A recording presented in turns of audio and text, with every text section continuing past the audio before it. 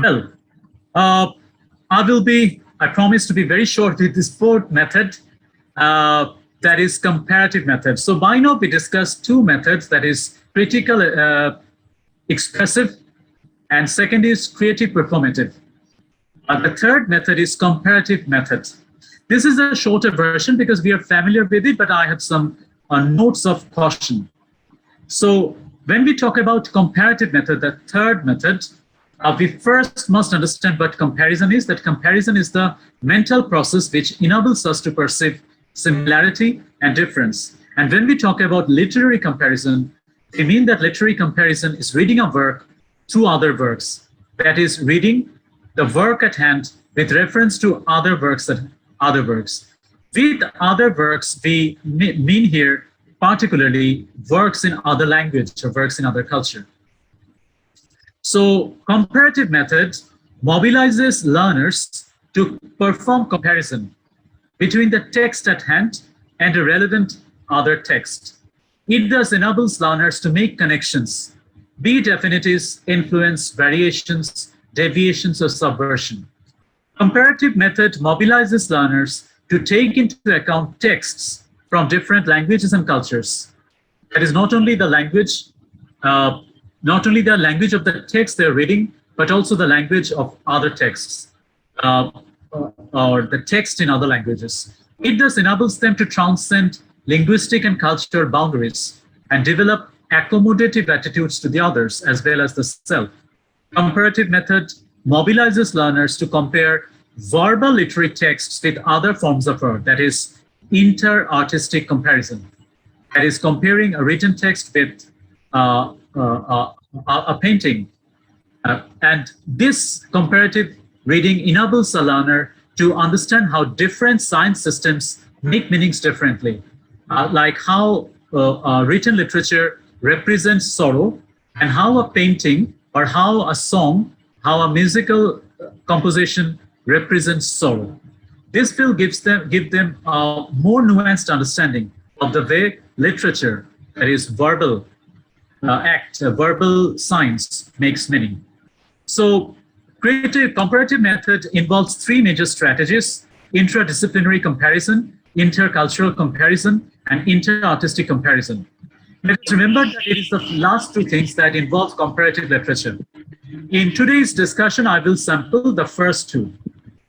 And these are brief samples because we know this.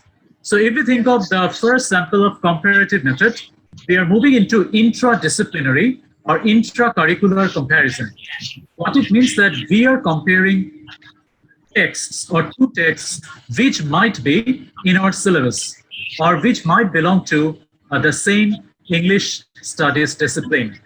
For example, we have already mentioned that we may compare the abundance of allusions. I mean, when we are teaching allusion in T.S. Eliot, we may compare it with the abundance of allusions in Derek Walcott. When we are teaching literary criticism, using comparative method is very useful.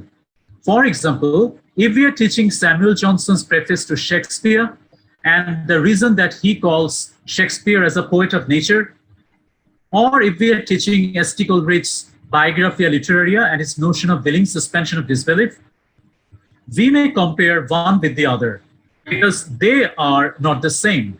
Both these concepts, that is Samuel Johnson's verisimilitude and S.T. Coleridge's willing suspension of disbelief, are about representation. There is a difference. Samuel Johnson's verisimilitude suggests that literature makes a thing believable, and so we like it. On the other hand, S.T. Coleridge's willing suspension of disbelief proposes that literature does not make something believable. Rather, literature prompts us to suspend our disbelief for a moment, and that's the reason we become engaged with it. So the point is this, that if these two texts are in our syllabus, let us compare. If only one of them is in our syllabus, then let us compare it with the other in order to enhance our understanding of both. The second is the intercultural comparison. This belongs to the arena called comparative literature. In this comparison, we are moving beyond a language. That is, though we are doing English literature or literatures in English language, we will move beyond literatures in English language. We will move to literatures in other languages. It can be literatures in Bangla language. This is, I call, intercultural comparison. If we take into account the teaching of literary criticism, I would like to take into account one of my favorites. That is the teaching of mimesis in Aristotle. Aristotle defines literature in Poetics in the second paragraph of Poetics. I mean, if we summarize it, that literature represents reality. The word he used for representation is mimesis. Earlier, 20 years back, mimesis was translated as imitation. Now, it is not translated as imitation. Rather, it is translated as representation. Comparing Aristotle with Plato, we can say that in Aristotle's perception, mimesis or mimesis is imaginative representation of reality. That is, literature imaginatively recreates the reality. And therefore, what we find in literature is so engaging and appealing. What is interesting and surprising and also enriching is that very similar notion is evident in the South Asia, in Bharat Muni's Natya Shastra. Bharat Muni, it's difficult to find out the time he wrote and existed. He might be very kind of contemporary of Aristotle or might be later. But of course, till now, there is no evidence that these two writers were connected. But what is interesting is this, that Bharat Muni offered the conception of Anukirtana or Onukirtan in Natya Shastra. For example, he defined Natya as Troilakya Visevisa Bhavanukirtanam. That is, Natya is the expression of existence of emotive states in order to create a new world in imagination.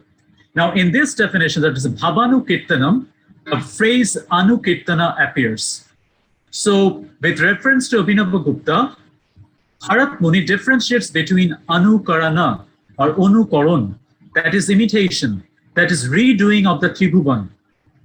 And he differentiates Onukaran from Anukirtana, that literature does, that is not redoing, rather retelling of emotive states. Now, this comparative reading is important because regarding teaching literary criticism, I would like to focus on two things. One is, let us focus on the fact when we teach mimesis, when we teach Aristotle's Poetics, that mimesis or Aristotle's conception of representation is more than some abstract formula of art. Rather, mimesis encapsulates and tells us about the cultural conviction that the world is real, that the world is knowable, and not only knowable, the world is presentable and representable. Second, comparative poetics, the way we compare Aristotle and Bharat Muni and find affinities, it may destabilize the dominance of one epistemological stance and also deactivates the silences in the academia regarding our own or indigenous epistemology. Comparative poetic that makes spaces in which no one thinking mode has the final or the total say. This takes me to the final concluding remarks, that is the critical affective approach that we discussed. So we have already discussed what it means. So to conclude, I can say that critical affective approach combines criticality and the affect. That is three methods that we discussed exemplify this combination of criticality and the affect. Now, referencing literary polysystem and the other issues we discussed, my final point is that in our study of English literature or in our teaching of the literatures in English, let us activate two complementary hermeneutic positioning. One is situated reading, that is invested with decolonial spirit. This reading practice takes into account the literary polysystem and cultural conditioning that the reader is in. And this reading attempts to strike a conversation, if not connection, strike a conversation between a reader and the text of another culture. The second hermeneutic reading positioning is diatopical reading, or reading that involves two topois or two places. In its bid to minimize ethno-chauvinism, this transcultural reading practice involves self-interrogation on the one hand and accommodating the other on the other. That is, this kind of reading involves self-interrogation. That is, the reader is aware of the limitation and bias of his own perspective, be it colonial perspective or be it post-colonial perspective. They need to be aware of the potential biases of her perspective. And second, diatopical reading also involves accommodation of the other. That is, instead of dismissing the other, the reader is ready to acknowledge and learn from the other. So what I suggest is pass it on. That is what we discuss about apprehending the other. This pass it on appears in The History Boys, a play by Alan Bennett. In Alan Bennett's play, it's about the pedagogy, about teaching of history, and there were two protagonists, two teachers. One is Hector, and he believes that teaching prepares a person not only for passing a test exam, but to passing or to carrying it on in the exam of life. While Arvin, rather a young teacher whose focus is that every education, every curriculum has its focus, and the focus is on passing the exam. That is, learning so that we can pass the exam and attain our objective.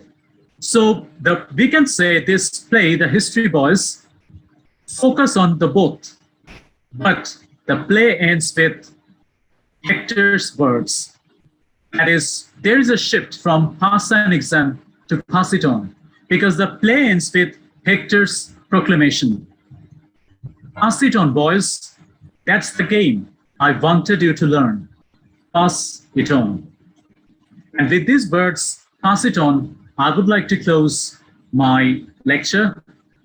In the name of workshop, this unilateral lecture on the teaching of English literature in the context of Bangladesh.